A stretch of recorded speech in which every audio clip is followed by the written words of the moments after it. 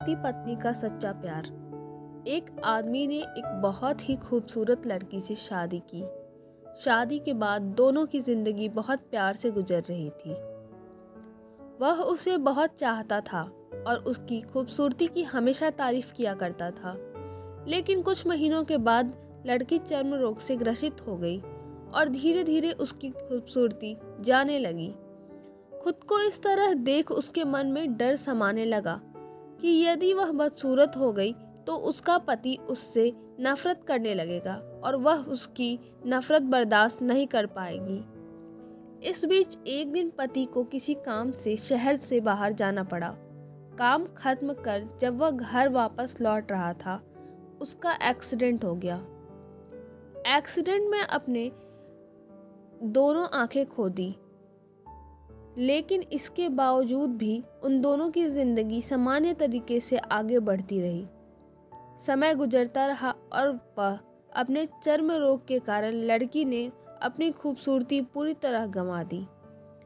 वह बदसूरत हो गई, लेकिन अंधे पति को इस बारे में कुछ भी पता नहीं था, इसलिए इसका उनके खुशहाल विवाहित जीवन पर कोई प्रभाव नहीं पड़ा। वह उसे उसी तरह प्यार करता रहा जैसे पहले करता था।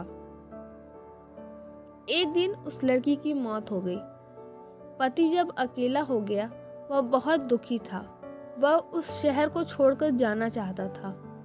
उसने अंतिम संस्कार की सारी क्रियाविधि पूर्ण की और शहर छोड़कर जाने लगा।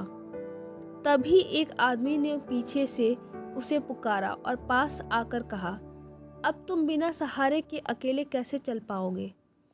इतने साल तो तुम्हारी पत्नी तुम्हारी मदद किया करती थी।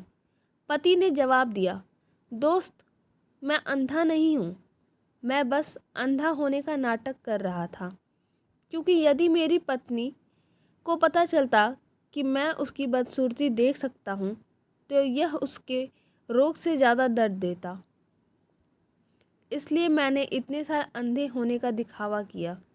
वह बहुत अच्छी पत्नी थी, मैं बस उसे खुश रखना चाहता था। इससे हमें यह सीख मिलती है, खुश रहने के लिए हमें भी एक दूसरे की कमियों के प्रति आंखें बंद कर लेनी चाहिए और उन कमियों को नज़रअंदाज कर देना चाहिए।